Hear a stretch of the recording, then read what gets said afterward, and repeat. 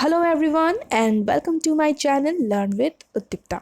In our last class we have discussed the science chapter number 2 of class 6 components of food, where we have discussed different nutrients like carbohydrate, fat, protein, vitamin, mineral, water and dietary fibers. तो last class में हमने इन सारे protein, carbohydrate और fat के test को हमने देखा था कि इनके प्रेजेंस को कैसे हम टेस्ट कर सकते हैं और किन केमिकल्स के साथ हम इन टेस्ट को कंडक्ट कर सकते हैं। तो चलिए अब हम हमारे नेक्स्ट टॉपिक पे चले जाते हैं। नेक्स्ट है कि तो ऑयली पैच जब आ जाती है एक पेपर पे तो पता चल जाता है कि उसमें फ़ैट है। और फिर इसके अलावा और कुछ न्यूट्रिएंट्स भी है हमारे फूड में। What do these test show? इन टेस्ट से हमें क्या पता चला? ये जो हमने प्रोटीन, कार्बोहाइड्रेट और फैट की जो टेस्ट की थी हमने, से ये क्या हमें पता चला कि ऐसा कोई खाना है, ऐसा कोई फूड आइटम है जिसमें सारे के सारे न्यूट्रिएंट हो, या ऐसी कोई फूड आइटम है जिसमें कोई भी न्यूट्रिएंट ना हो।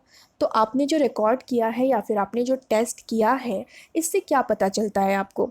फिर एक और बात यहाँ पे कही गई है कि we tested food items for 3 nutrients, carbohydrate, protein और फैट। हाँ, हमने ये तीनों टेस्ट जो है डिस्कस किए थे।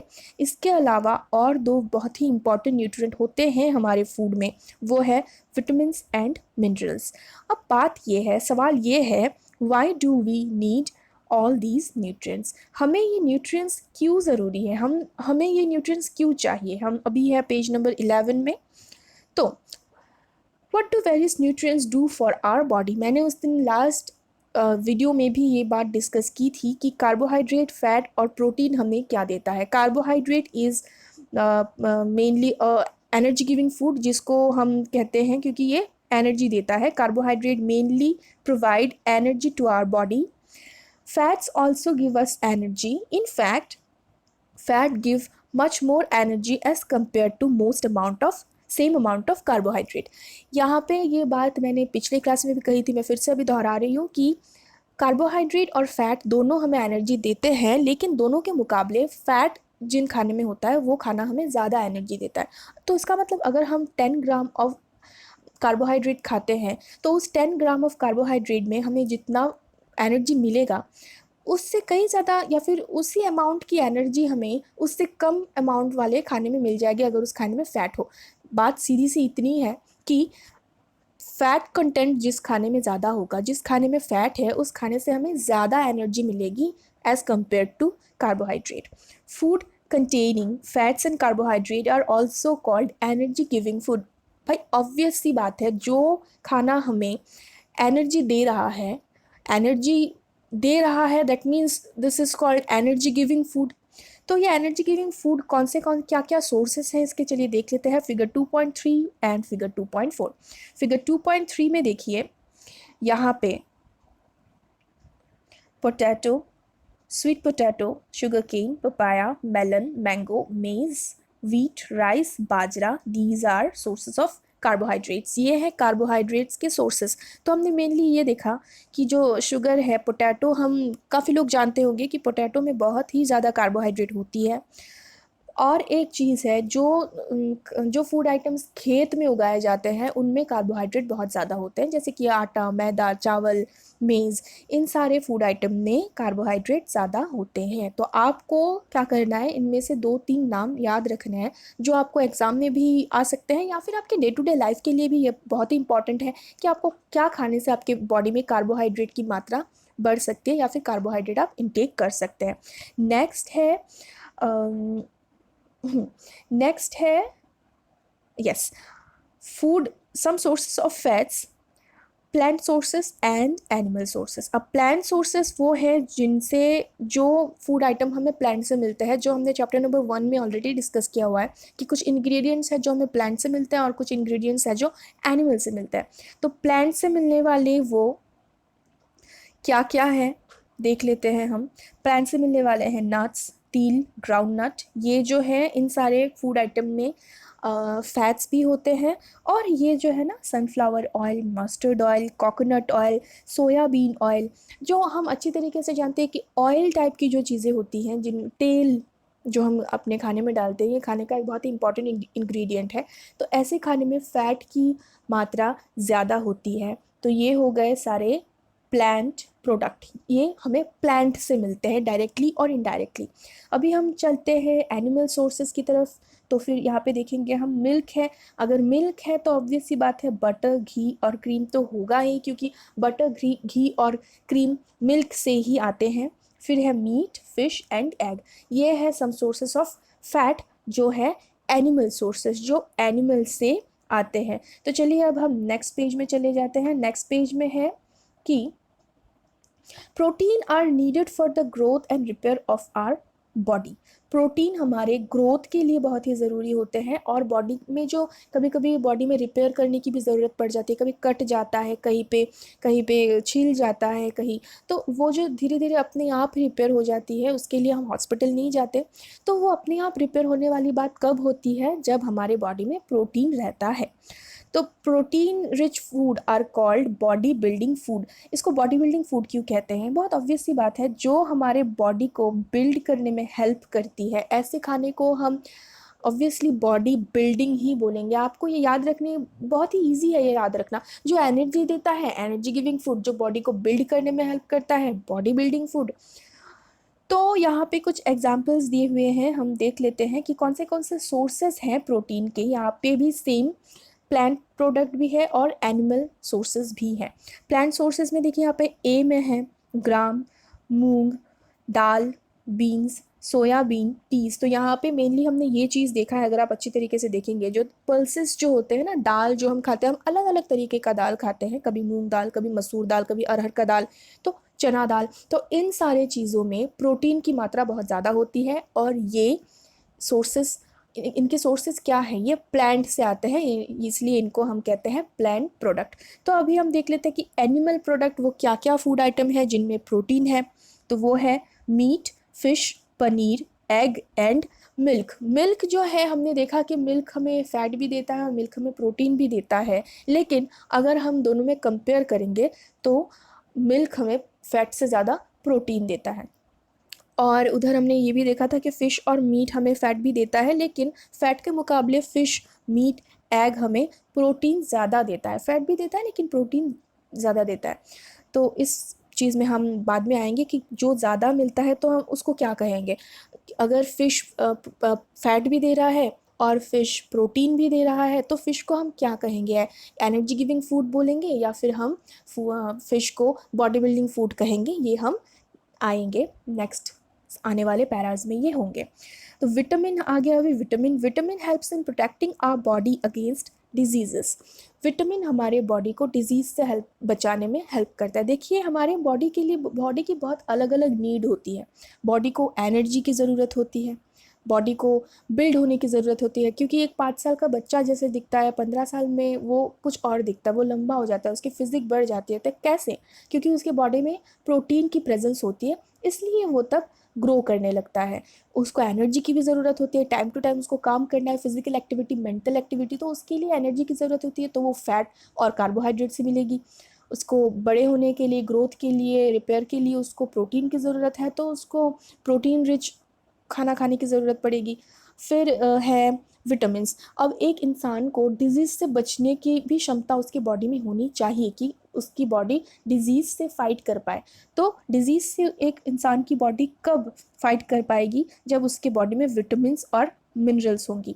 तो कुछ इंपॉर्टेंट विटामिन्स यहाँ पे लिखी हुई हैं, मैं यहाँ पे दोबारा लिख देती हूँ। देखिए यहाँ पे है, अंडरलाइन करते वक्त पता नहीं क्यों टेक्स्ट के ऊपर ही मेरा अंडरलाइन चला जाता है, जो दिखने में बहुत ही गंदा और समझ में नहीं आता, इसलिए मैं फिर से यहाँ पे दोबारा नीचे लिख रही हूँ।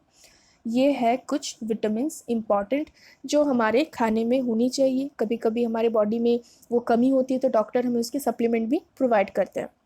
विटामिन ए, सी, डी, ई, के ये हमें इंडिपेंडेंट रूप में मिल जाते हैं अलग अलग खाने में, यहाँ पे दिया हुआ है, मैं हम डिस्कस करेंगे इनके सोर्सेस। और विटामिन बी जो है, विटामिन बी के कई टाइप्स होते हैं, इसलिए विटामिन बी को बी कॉम्प्लेक्स कहते हैं। देखिए फिर से कट गया है, एनीवेज आपको समझ में आना चाहिए बस। विटामिन बी कॉम्प्लेक्स इसलिए कहते हैं क्योंकि विटामिन बी एक ग्रुप होता है, उसमें कई अलग अलग तरीके का विटामिन बी होता है उसमें। जो इसमें एक कॉमन है वो है विटामिन B1।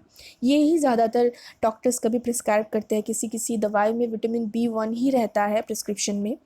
तो ये हो गए कुछ विटामिन के टाइप, हम इसको अभी इरेज कर देते हैं। इरेज करके हम चले जाते हैं ऊपर वाले पैरा में जहाँ पे है this vitamin are needed in a small quantities. ये विटामिन हमें स्मॉल क्वांटिटी में चाहिए, जैसे कि प्रोटीन, फैट, कार्बोहाइड्रेट्स हमें जिस मात्रा में चाहिए, विटामिन हमें उस मात्रा में नहीं चाहिए। विटामिन थोड़ी सी हमें कम ही चाहिए और कम से ही काम चल जाता है।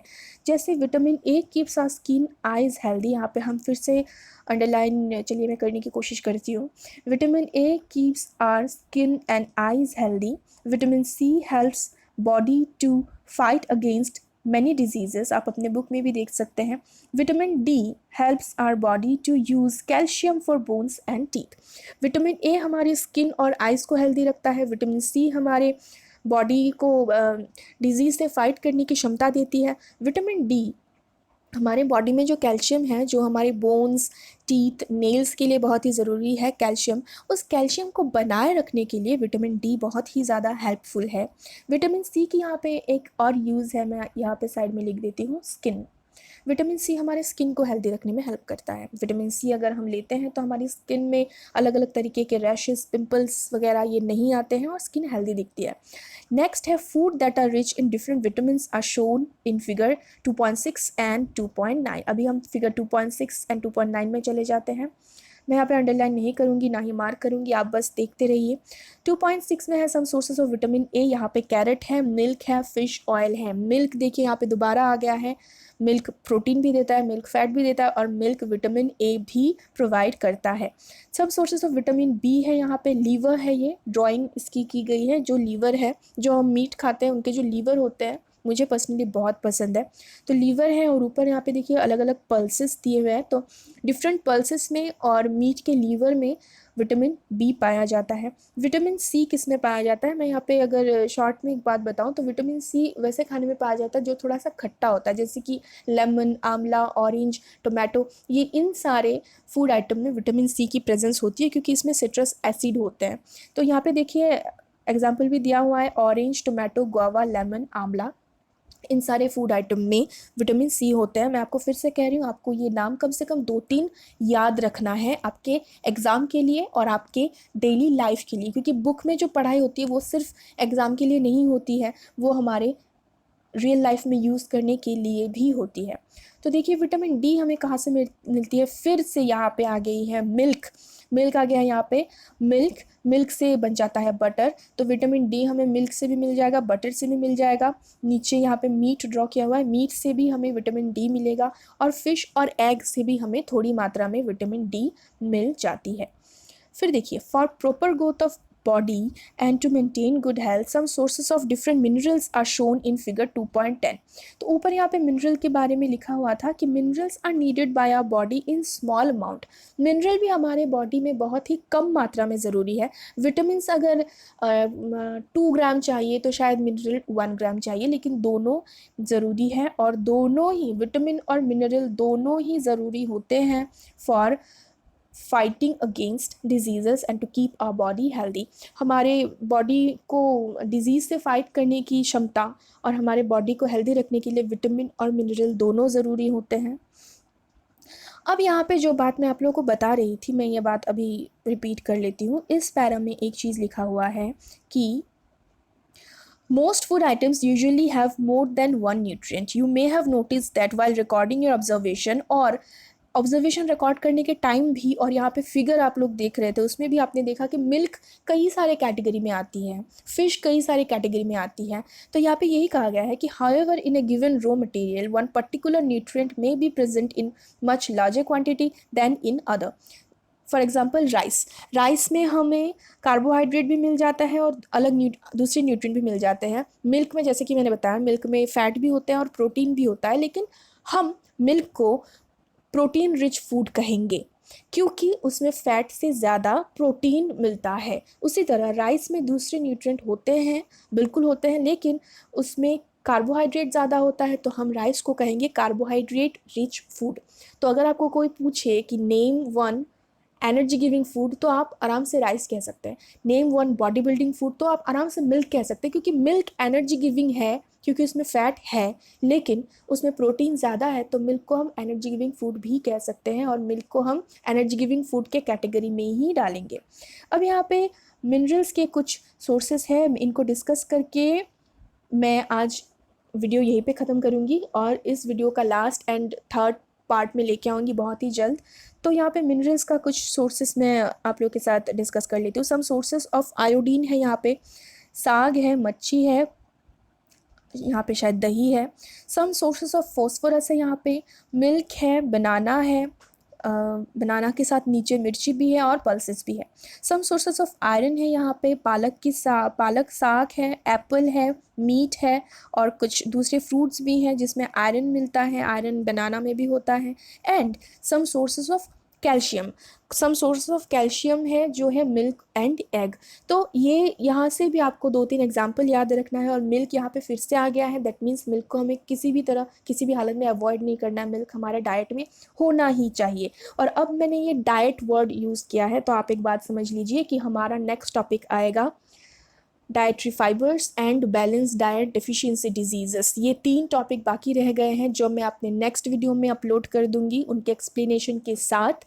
अगर आपको ये वीडियो अच्छा लगा हो तो लाइक कीजिए, सब्सक्राइब कीजिए और बेल आइकन पे क्लिक कीजिए, ताकि मेरे नेक्स्ट वीडियो की नोटिफिकेशन आपको जल्दी ही मिल जाए। तब तक के लिए आप पढ़ते रहिए, देखते रहिए, समझते रहिए, जानते रहिए। Stay tuned for my next video. Thank you.